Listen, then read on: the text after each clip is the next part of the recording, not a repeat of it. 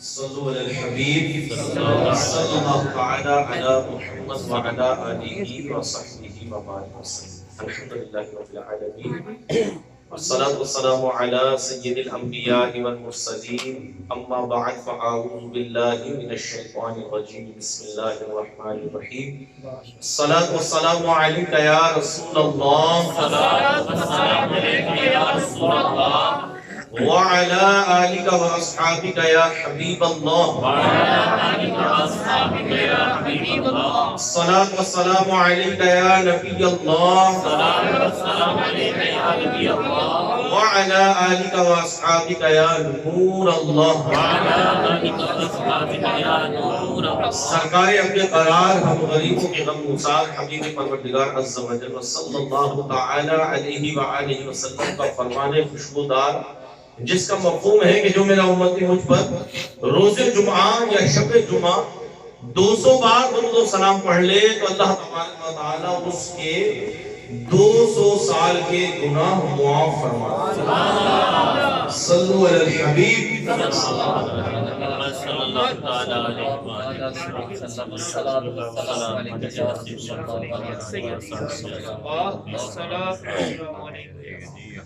ماشاءاللہ بہت زیادہ خوشی محسوس کر رہا ہوں. الحمدللہ عاشقان رسول کے درمیان جو ہے وہ بیٹھنے کی سعادت ملی. حضرت امام غزالی فرماتے ہیں جہاں اللہ اور اس کے پیارے حبیب کا ذکر ہو نا، نیکوں کا ذکر ہو، وہاں اللہ کی رحمت کا نزول ہوتا ہے. سبحان اللہ. اللہ ہم سب خوش نصیب ہے. یہ اللہ کے ذکر میں ہمارا لمحہ بھر اگر گزر جائے اور یہ اللہ کی بارگاہ میں قبول ہو جائے، انشاءاللہ ہماری بخشش کا سامان بن سکے. میرے پیارے اسلامی بھائیوں، آج ہم جس پیارے حبیب علیہ السلام کی ثنا خوانی کے لیے جمع ہے نا. ابھی انہوں نے اعلیٰ حضرت کا کلام بھی پڑھا کہ سب سے اعلیٰ و اعلیٰ ہمارا نبی، سب سے اعلیٰ و اعلیٰ. جی ہاں، یہ پیارے حبیب علیہ السلام کہ حضرت جابر رضی اللہ تعالیٰ عنہ نے بارگاہ رسالت مآب علیہ السلام میں عرض کیا کہ یا رسول اللہ علیہ السلام، اللہ تعالیٰ نے سب سے پہلے کس کو پیدا کیا، کس چیز کو بنایا؟ حضور نے فرمایا ہے پیارے، اللہ تبارک و تعالیٰ نے سب سے پہلے اپنے نور سے تیرے نبی کے نور کو پیدا کیا. تیرے نبی کے نور کو پیدا کیا. میرے پیارے محترم اسلامی بھائیوں، ٹائم تھوڑا ہے، مختصر سا وقت جو ہے وہ ہمارے پاس ہے، تو اختصار کے ساتھ عرض کروں گا کہ آج ہم حضور کی ثنا خوانی کرتے ہیں، حضور کی نعتیں پڑھتے ہیں نا. اذان ہوتی ہے، نماز کے لیے مسجد میں چلے جاتے ہیں. وہ وقت یاد کریں کہ جب حضور نے تبلیغ شروع کی. وہ وقت یاد کریں کہ جب حضور نبی کریم علیہ السلام کی عمر شریف 40 سال کو پہنچتی ہے، ابھی چھپ چھپ کر تبلیغ کا سلسلہ شروع ہوا ہے. گھر میں آپ نے گھر سے تبلیغ شروع کی. خواتین میں سب سے پہلے ہماری امی حضور حضرت خدیجہ الکبریٰ رضی اللہ تعالی عنہا نے اسلام قبول کیا. بچوں میں حضرت علی المرتضیٰ کرم اللہ تعالی وجہہ الکریم نے سب سے پہلے اسلام قبول کیا. نوجوانوں میں حضرت سیدنا صدیق اکبر رضی اللہ تعالی عنہ نے سب سے پہلے اسلام قبول کیا. اور غلاموں میں حضرت زید رضی اللہ تعالی عنہ نے سب سے پہلے اسلام قبول کیا. میرے پیارے اسلامی بھائیوں، 40 سال کی جب آپ کی عمر شریف ہوتی ہے تو اب علن اعلان تبلیغ کا حکم ہوتا ہے کہ اے پیارے، اب علن اعلان تبلیغ کرو. حضور علیہ السلام کوہ صفا کی پہاڑی پر کھڑے ہو جاتے ہیں. جنہوں نے مکے کی زیارت کی، مدینے کی زیارت کی، وہ جانتے ہیں کہ جب ہم طواف کعبہ سے فارغ ہوتے ہیں، طواف کعبہ سے فارغ ہو کے کیا کرتے ہیں کہ 2 رکعہ نفل پڑھتے ہیں. 2 گانا نفل پڑھے جاتے ہیں. اس کے بعد پھر کہاں پہنچتے ہیں؟ صفا کی پہاڑی پر. صفا کی پہاڑی پر استلام کرنے کے بعد پھر ہم صفا و مروہ کی سعی کرتے ہیں. پیارے اسلامی بھائیوں، یہ صفا کی پہاڑی وہ پہاڑی ہے کہ جس پہاڑی پر کھڑے ہو کر حضور نبی کریم علیہ السلام نے سب سے پہلی دعوت اسلام کی جو علن اعلان پیش کی نا، جسے ہم کہہ سکتے ہیں کہ وہ چوک تھے استاد. اللہ اکبر. وہ پہلی دعوت علن اعلان حضور نے وہاں دعوت پیش کی. اور کیا فرمایا؟ حضور نے فرمایا سارے کفار جمع ہیں، سارے دشمن جمع ہیں، کفار جمع ہیں. حضور نے فرمایا کہ اگر میں تم سے یہ کہوں کہ اس وادی کے پیچھے تمہارا دشمن موجود ہے، کیا یقین کر لو گے؟ سب بیک زبان ہو کر کہنے لگے یا محمد صلی اللہ علیہ وآلہ وسلم، آپ کا بچپنا ہمارے درمیان گزرا، آپ کی جوانی ہمارے درمیان گزری، ہم نے کبھی بھی آپ کو جھوٹ بولتا ہوا کیسا اخلاق تھا۔ کافر بھی صادق اور امین پکارا کرتے، کافر بھی اپنی امانتیں حضور کے پاس آ کے رکھوایا کرتے۔ میرے پیارے اسلامی بھائیوں، پھر حضور نے دعوت پیش کی۔ حضور نے فرمایا کہ قولوا لا الہ الا اللہ، اے لوگوں کہہ دو کہ اللہ تبارک و تعالی وحدہ لا شریک ہے اور محمد اللہ کے سچے۔ میرے پیارے اسلامی بھائیوں، وہاں ابو جہل بھی موجود تھا، اس نے لوگوں کو بہکانا شروع کر دیا، لوگ منتشر ہو گئے، لیکن حضور علیہ السلام نے اسلام کی تبلیغ کا کام چھوڑا نہیں۔ اب اسلام کی دعوت دے دی نا، پہلی دعوت، اب سب کو پتا چل گیا، جو مخالفین تھے، جو کافر تھے، وہ کہنے لگے اے محمد بس اسی کام کے لیے ہمیں بلایا تھا، اور انہوں نے لوگوں کا ذہن خراب کرنا شروع کر دیا۔ میرے پیارے اسلامی بھائیوں، کتابوں میں لکھا ہے اس کے بعد کفار کھل کر آپ کے سامنے انہوں نے اپنی مخالفت شروع کر دی۔ آپ کبھی ایسا بھی ہوا، آپ نماز کی حالت میں ہوتے تو اونٹ کی بھاری اوجھڑی لا کر آپ کی پیٹھ شریف پر پشت اتھر پر رکھتے، تکلیف ہوئی ہو۔ اے ہائے، اسلام کیسے پھیلا، اسلام کیسے پھیلا۔ کبھی ایسا بھی ہوا کہ کسی ظالم نے آپ کے گلے شریف میں چادر ڈال کر اس کو اتنی تیزی سے کھینچا تھا کہ قریب تھا کہ مبارک آنکھیں باہر تشریف لے، لیکن حضور نے تبلیغ کا کام اتنا ستایا گیا، آپ کی راہوں میں کانٹے بچھائے گئے، آپ کو معاذاللہ گالیاں دی گئی، برا بھلا کہا گیا، لیکن آپ نے تبلیغ کا کام نہیں۔ طائف کا آپ نے سنا واقعہ، جب حضور طائف تشریف لے گئے، بازار میں، طائف کے بازار میں لوگوں کو نیکی کی دعوت دے رہے، اسلام کی دعوت پیش کر رہے ہیں۔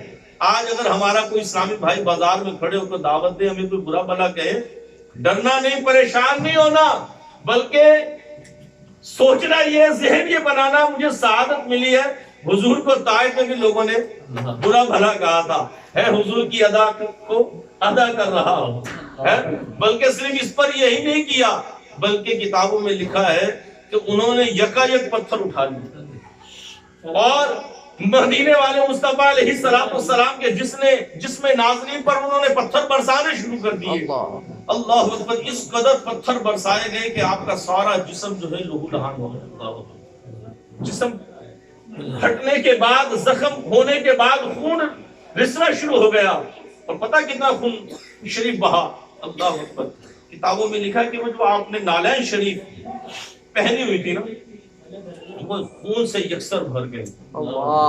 آپ زمین پر تشریف لے آتے، آج ہم بڑی محبت سے نعتیں پڑھ رہے ہوتے نا، حضور کی محبت میں نعتیں پڑھ رہے ہیں، حضور کی اس تبلیغ کو بھی یاد کریں۔ آج ہم سے نماز نہیں پڑھی جاتی، اور ہلکا سا بخار آ جائے، سر درد ہو جائے، نماز گھر میں پڑھ لیتے ہیں۔ میرے پیارے اسلامی بھائی، اسلام پھیلا کیسے ہے؟ اسلام حضور علیہ السلام ہمارے صحابہ کرام کی قربانیوں کا نتیجہ ہے۔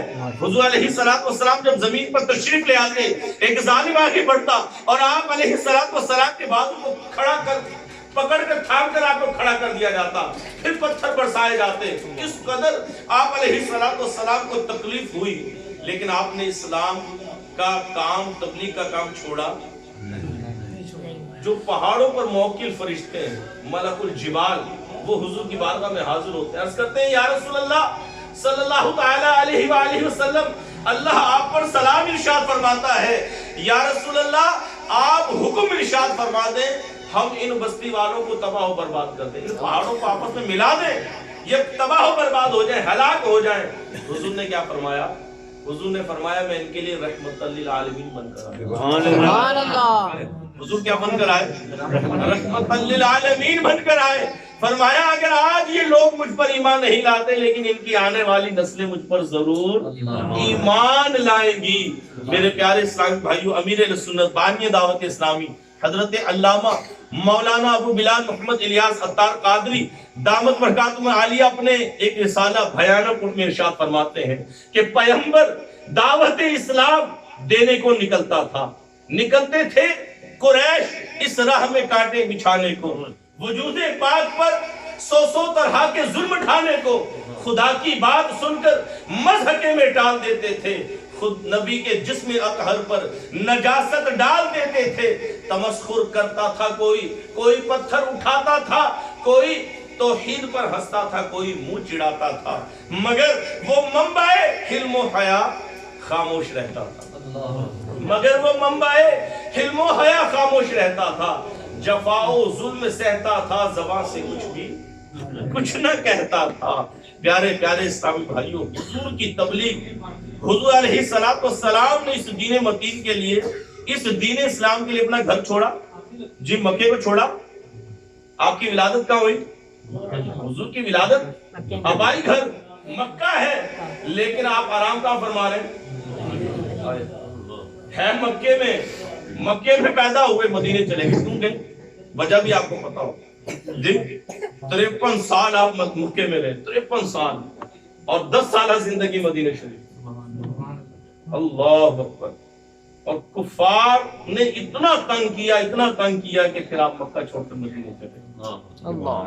لوگوں کی تکلیفیں برداشت کتنی کی ہوں گی, کتنا آپ کو ستایا گیا, اور پھر ہجرت کا حکم بھی رب کی طرف سے ہوا.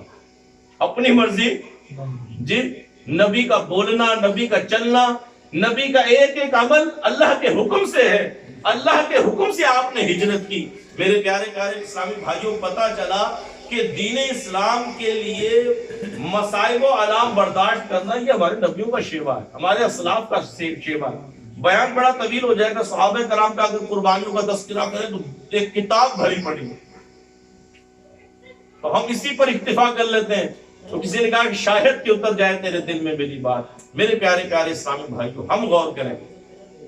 ہم دعویٰ کرتے ہیں, آج ہمارا دعویٰ ہے عمر بھائی, دعویٰ کیا ہے؟ ہم محفل میں نعرہ بھی لگاتے ہیں. کیا کہ غلام ہے رسول کے غلام ہے, اور غلامی رسول میں موت بھی قبول ہے, اور جو ہونا عشق مصطفیٰ تو زندگی. جی ہاں, واقعی جس کے دل میں عشق مصطفیٰ نہیں وہ تو مردہ ہے. جس کے دل میں حضور کی محبت نہیں وہ تو مردہ ہے. تو جس کے حضور علیہ السلام کی محبت, یہ حقیقت میں وہ کسی شاعر نے کہا کہ محمد کی محبت دین حق کی شرط اول ہے. اگر تو دین اسلام میں داخل ہونا چاہتا ہے تو دین حق کی شرط اول کیا ہے؟ حضور کی محبت. اور فرمایا محمد کی محبت دین حق کی شرط اول ہے, اسی میں ہو اگر خامی تو سب کچھ نامکمل ہے. اگر حضور کی محبت نہیں, ہماری نماز ضائع ہو جائے. اگر حضور کی تعظیم نہیں, حضور علیہ السلام کی اگر تعظیم نہیں, ابھی یہ والدین مصطفیٰ کے بارے میں بھی انہوں نے کہا کہ حضور علیہ السلام کے والدین کی تعظیم, حضور کی تعظیم, صحابہ کرام علیہ رضوان کی تعظیم. الحمدللہ ہم اہل سنت والجماعت کو اللہ تعالیٰ نے کیسا اعزاز عطا فرمایا, کیسی سعادت عطا فرمائی کہ ہمارے اعلیٰ حضرت علیہ رحمہ نے ہمیں کیا کچھ سکھا دیا کہ الحمدللہ ہم اولیاء الزام کے بھی ماننے والے, صحابہ کرام کے بھی ماننے والے. ہر صحابی نبی جنتی, ہر صحابی نبی جنتی. تو میرے پیارے پیارے محترم اسلامی بھائیوں, حضور نبی کریم علیہ السلام آپ نے ہمیں نماز کا فرمایا. جی ہم الحمدللہ کون ہیں؟ مسلمان ہیں, اور مسلمان ہونے کے ناطے سے 5 نمازیں پر کیا ہیں؟ سارے بولیں 5 نمازیں پر کیا ہیں؟ آپ یہاں محفل میں آئے, آپ کا آنا فرض نہیں تھا, مستحب عمل ہے.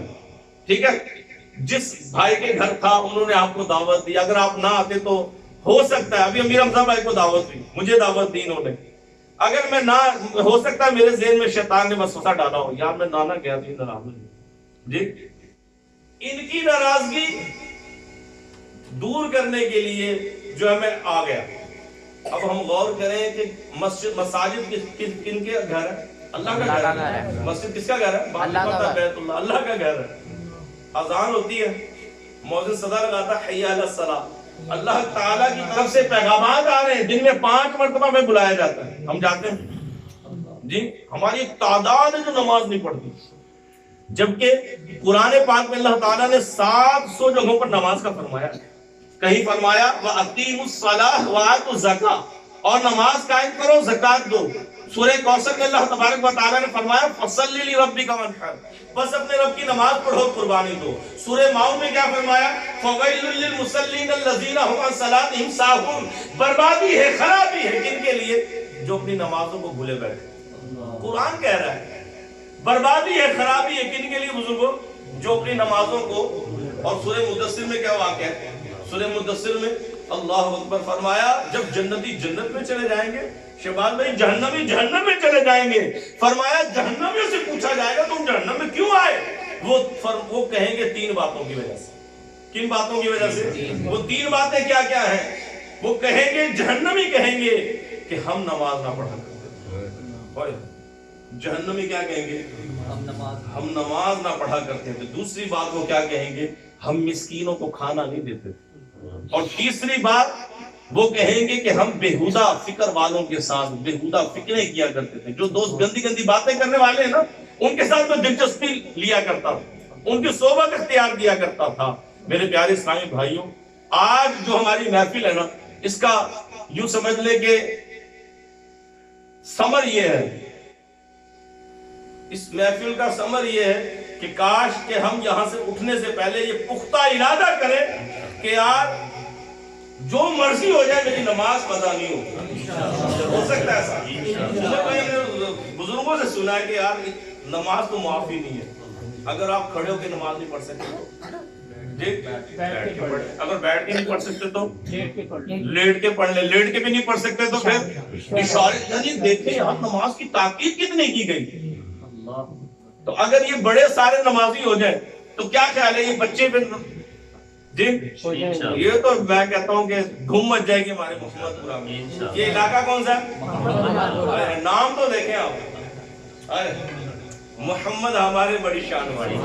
تو نیت کریں گے انشاءاللہ آج کے بعد ہماری کوئی نماز قضا نہیں ہوگی انشاءاللہ۔ اسی طرح رمضان کے روزے فرض ہیں ہم پہ۔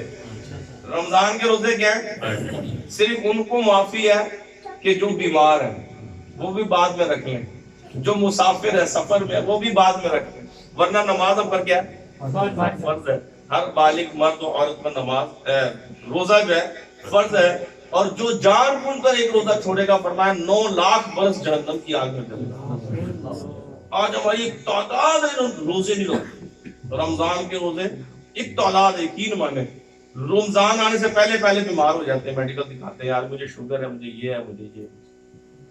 کاش کہ ہم پکے سچے نمازی بن جائیں۔ نیت کر لیں کہ انشاءاللہ آج سے پہلے جو روزے قضا ہوئے ان کو بھی ادا کریں گے انشاءاللہ۔ اللہ تعالیٰ ہمیں عمل کی توفیق عطا فرمائے۔